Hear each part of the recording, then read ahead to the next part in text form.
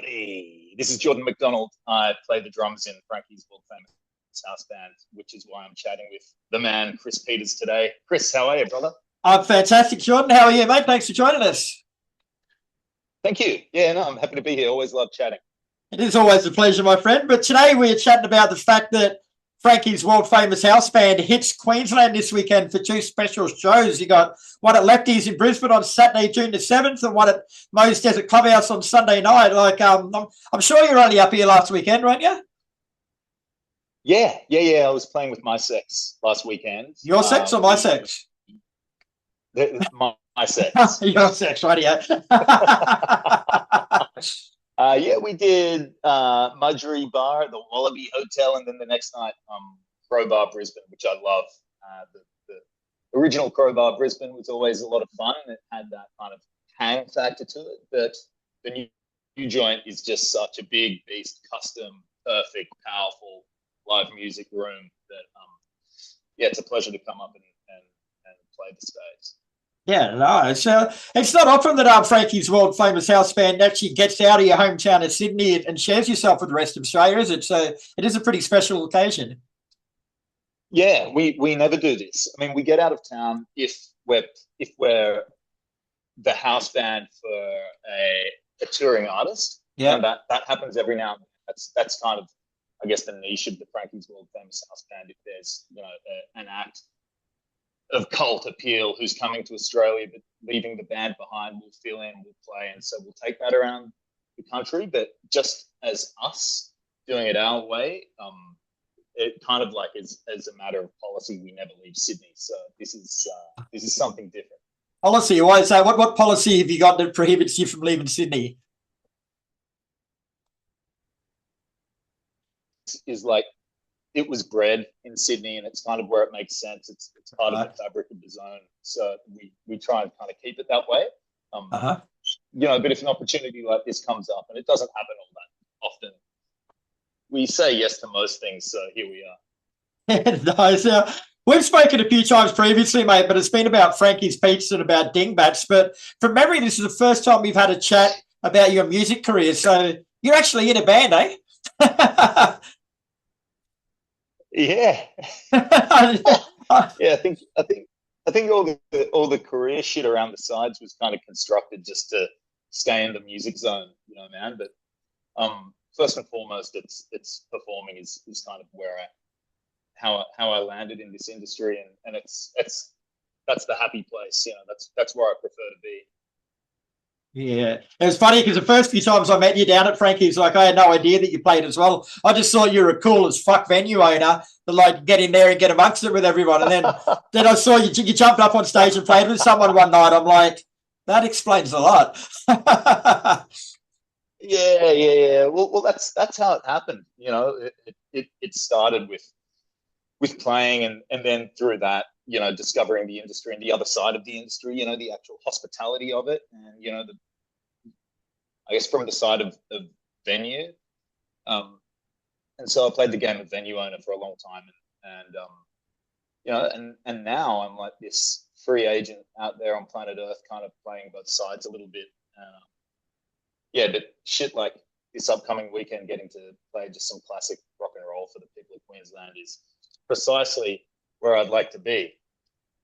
The ding didn't work. You got to rip the beer.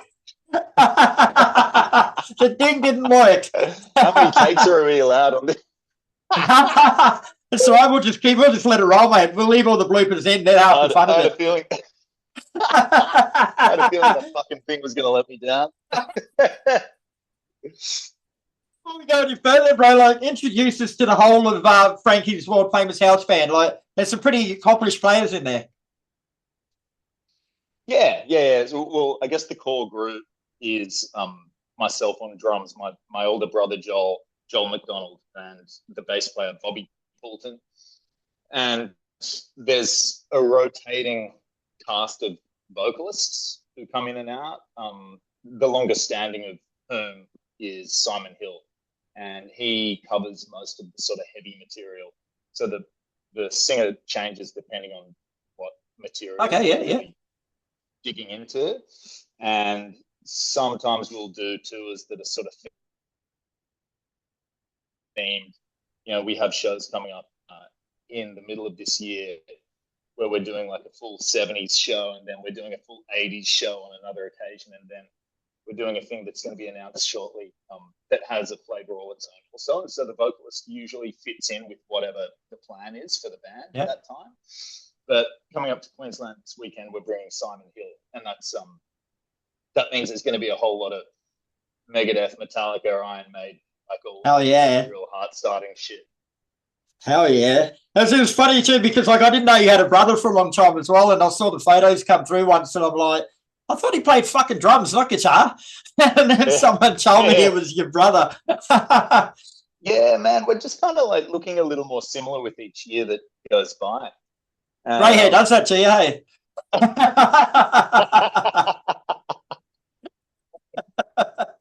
Yeah. I guess it will, dude. You know, we're staring down the barrel of that shit. You know, we're all on like the ugly end of 40 now, and it's all fucking good. Fuck yeah, my kids are like calling me on the telephone now. I'm that old. Oh, it's cool. Right. Ridiculous. Still drink the young kids under the table. Oh, mate, so they haven't got a hope in fucking hell. They haven't got a hope in hell. That's right. That's right. All right, so just to get this right, like you play covers of hard rock songs, don't you? Is this no originals? Yeah. That's what the band was kind of born to do. It's just all classic and cult covers, and we just sort of rev it up and, you know, play our own sort of higher octane versions of them. But, you know, there'll be shit as retro as Beatles in the mix, you know, and anything from Elvis to AC/DC, you know, if it's got balls, then you know, we'll play it. But it all exists within the rock and roll realm. Yeah, nice. Now, Frankie's world famous house band actually started as a house band for Frankie's Pizza. Is that correct? Yeah, that's right, man. Yeah. And you played every week from 2012 to 2022. You played there every week for 10 years. Yes. That's a good effort. When the venue started, and I like had my hands dirty in the venue, like managing and shit. The house band started with another drummer, this dude called Dave Ferry, who's like a really technically brilliant player, and he kind of set a bar in a certain place, and I guess the band at that time were like quite virtuosic, you know, it was fucking everyone was like out whittling each other and stuff, and so he fit really well into that mix. And then I guess when my role in the space freed up enough for me to like be a bit more creative and shit, you know, it came just around the same time that Dave was thinking, fuck, you know, I'd really love to get my Monday nights back, because a few years of every single Monday night, it's like there's something about playing on a Monday that's equally amazing as it is kind of like it's hard. It's the start of the week, you know. It's like it's not traditional party night, you know, but the way that band does it, it's a party, you know. Like we gear it in that direction, absolutely. So he was getting sick of it. I was getting really itchy to jump on that stage, and so we kind of shared it. He did the first 5 years, I did the second 5 years, but my brother Joel and Bobby, they played all the way through. Bobby moved up to Queensland, and for a period there we had Dario Bortolin on bass. And he's a motherfucker, you know. He's fucking awesome, premier bass player in Australia, I would say. And quite a nice guy to go with it. That's been really lucky there. Yeah, it's the best. Yeah, shit, yeah. But I want to know who came up with the name, mate. It's a bit of a fucking mouthful. Frankie's world famous house band. It's a really shitty name to stick on a t-shirt. It's just you know, one or two words too long. But I think the vibe was, it was ironic at the start, you know, because we were just a house band in an unknown little pizza shop. And so that's kind of why it became so cool. We became world known, you know, like after a few years, we were able to collaborate with some massive artists, and you know, I'd be traveling overseas and people would stop me and talk about Frankie's and be like, that fucking house band, man, I was there on a Monday night, and you know, it became a thing. So yeah, right. I like to think that it started as a joke, but it did weirdly become world famous in its own Yeah, you know, you mentioned collaborations with some famous people, mate. So there's been a shitload that have come through that place, and you played with them. So run off some of your favourites. There was a really cool Kiss night with Bruce Kulick where we played a whole bunch of like unmasked era 80s Kiss and some old school shit, but mostly stuff from his period. We did the full run around Australia with Gilby Clarke from Guns N' Roses, of course. Yeah. Then we did something similar with Dizzy Reed, actually, also of Guns N' Roses fame. And tons more, man. Like in terms of like on the night, jump up and go shit. We've played with heaps of cats from Cheap Trick to White Zombie to fucking you name it, like Tim Ripper Owens. We wound up doing a couple of great runs with him. I know I spoke with you about that recently. That was sick. Tim's one of these singers who can go where no other man can go, So you get she's amazing. Revel in. Yeah, as someone who digs heavy metal, being able to actually execute certain songs live, where it's like a couple of cats on can facilitate the live playing of that song. He is fucking one of them. So we've been really, really lucky to go around Australia and play a bunch of shows with him. So how does something like that work? Like he books an Australian tour? Yeah. He'll just be like, hey, man, I'm finishing up South America. We're coming to Australia. Or, be here from July to August. Let's book some shows. And so that's kind of how we play it. Like everything's pretty guerrilla from the start. And, all right. You just have that camaraderie of rocking where you just make it happen. And, we spend more time figuring out the set lists than the actual logistics behind. But that's why you get a pro in the game to jump in. And, on the last occasion we had Hardline organise the actual tour, which was really unreal. Yeah. So do you advertise that you're available to be a band for touring musicians, or is it just word of mouth? And Ripper will go back and say, I had this Frankie's band, they were fucking awesome, give them a call. Yeah, that's how it works, man. I don't know if there is any classifieds for that kind of thing, Yeah, true. but we're here for it. But no, it's just you play with one cat and word spreads, and it that will organically sort of like open new relationships around the band. That's the industry, and provided you're free to do it and like capable, and we don't always start out capable. Like a bunch of this shit's a really hard learn, like you say yes first, then it's like holy fuck, we've actually got to do that. And then I'm back practicing like a 14-year-old for a couple of months until it's go time. It's fucking awesome. Tell yourself you'll only have 2 beers before showtime, and then 10 beers later you're like, fuck, I'm ready now. Don't you hate it when you have to lie to yourself and you're lying to yourself? That daily thing. About the beers, it's a daily thing, isn't it? Yeah. So back to this weekend, mate. Tell us about the Lefty show on Saturday night. I believe you got a funny story about the place. Are you allowed to tell us? Yeah. Well, my original partner in Frankie's Pizza, so there were 2 cats, and one of these guys, Jason Scott, he's a real visionary, and he had a bit of an itch to get up to Brizzy. After opening Frankie's, it's where he was originally from, and he went up there and he was spending weekends away working on this little project, and then before you know it, this joint called Lefty's Old Time Music Hall opens, and it's a fucking game changer of the place, So he was kind of the brains behind it, him and a partner, cool. Jamie. Yeah. And so historically, there's like a nice little tie there, and whenever I'm up there, I do try and drop by.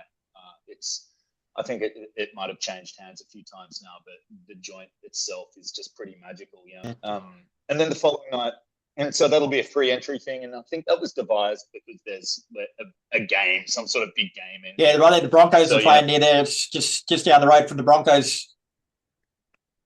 Yeah, gotcha. Yeah, and so everyone's going to be all wired and walking past this bar, and that's precisely when we're going to attack. So we're pumped. And then Mo's the next day, Mo's Desert Clubhouse in the GC, the Gold Coast, owned by the great Christian of Beats Cartel. What a guy. I haven't been there. Yes. I've not visited, and we never do ticketed shows, but this is a ticketed show. But it's only $10, but only $10, mate. Like, got small fry to see a band like yourselves. Thanks, dude. Yeah, cool. Well, that's kind of what we were thinking. That's what he sort of explained to us. He was like, yeah, dude, just throw a ticket on the thing. It's worth it. So he said, okay, cool. We're going, and I can't wait to play because I know that guy doesn't really do things in halves. I'm certain the stage is going to sound great, the room sound great, and the hospitality should be pretty good because he owes me. I'm coming early with you then. No, I just mean he used to come and visit Frankie's a lot when he'd bring out bands, and particularly, and he brought out a lot of really great, iconic desert acts. He'd be in the house with these cool bands that I was really thrilled to have in our space, and so we'd take care of them when they were there. And so Christian, of course, was the recipient of that hospitality also. So Christian, I'm coming for you, and I'm coming for your icy cold fridge. I was going to say, I'm probably not telling you anything you don't already know, but don't go in there at 2 o'clock on Sunday and say you're only going to have 2 beers if you're with Christian, because that ain't happening. Oh, okay. Cool. Okay, unreal. Yeah, I'm actually going to meet up. I'm going to meet up with a friend of mine a little earlier, a bit before showtime. He's taking me around to some record stores in town, and he has a little thing. Yeah, Matt Powers. He's a motherfucker of a guy. He was the original singer in Sumeru. You know of that band? Yeah, really, really powerful, like stoner metal band. And yeah, he's filming this thing. It's like a feature on people, like their little tendencies when they're skipping through the rubble in a record store for some gold. And he sent me some examples. And so yeah, I'm really stoked to see what vinyl stores are in town. I'm there, getting there early. Nice. Now, aside from all of that side of things, bro, tell us a bit more from your personal world. How's Dingbats going? Yeah, good. Yeah, so Dingbats is like a bit of a passion project rock club, pop-up rock club that is just going to occur here and there. I was going to do it once a month, but I felt like that was sort of oversaturating things a bit. And it's sick, man. It's cool. It's just a way to throw some up and coming, bubbling sort of acts on a stage and get the hard rock community together and partying and pumping. So that's cool. And aside from that, my company Night Right is booking a bunch of different shows and different musical ideas into different spaces, and particularly ones that don't often see them. So, like crazy little weird unplugged gigs in dive bars. And cool. There's a regional, actually right down in Merimbula, miles and miles and miles away from where you are. So about 6 hours south of Sydney is this destination gig that's unfurling now. And yeah, we're going to launch that thing pretty soon. So I'm really excited about that. It's going to be a matter of taking acts from Melbourne and acts from Sydney and bringing them into this beautiful coastal regional little gig that's like a real motherfucker of a gig for the performer anyway. It's like beautiful coastal thing with accommodation and hospitality and everything rolled into it, and just an audience, like a country town audience who are just pumped to see something fresh and have something fresh come through their town. So that's the kind of shit I'm doing now. Yeah, cool. Good on you, bro. Now, before I let you go, I've started up a new section called Photo Bomb. So basically, I troll through your social media before we chat, and I pick out a couple of photos that I want to ask you about. Like normally I have trouble coming up with 2 for people, but with yours, you got so many fucking quality photos, bro. It was hard keeping it down to 2. But I'll start with this one. This is an old one, bro, with a bit of pistol action involved. Yeah. That was my first band. They were called Ghost Mutt. And surprisingly, everyone there's still alive. But those guns, I had a stepdad named Bill, and he had these weekend tours called Whodunit Weekends. And he'd take like corporate groups and shit would go out into the middle of the bush, and they'd stage like a a murder mystery thing, and the company would need to like get together and talk shit and figure out who the murderer was. They had all of these like actors and shit embedded in this whole thing. And anyway, he had all of these fucking sick pistols. They were real guns. And me and my brother found them when we were at school, and we'd take like a fucking 44 Magnum to school and shit. Try to like hold up the lunch lady. It was fucking gnarly. But those guns were eventually recouped and taken from us. I don't know where they are now, but they're not in my possession anymore, sadly. Did the police catch up with you that night too? Maybe. I think I was. Yeah. No. I've never been in the write-up, despite trying pretty hard. In the little write-up when I found it, it said that the coppers got you coming out of the alley with the gun. Oh, really? Oh, well, fuck, dude, man, this is like 25 years old. I don't know. I'm surprised you remember that much about it. Well, if you want to know more, just go on Jordan's page and have a look. The full story is on there. All right. The second photo I got for you, mate, is pretty cute. What's happening there? You found some hooker shoes on the side of the street, and you're trying them on, apparently. Oh, okay. Yeah, that sounds about right. Yeah, man.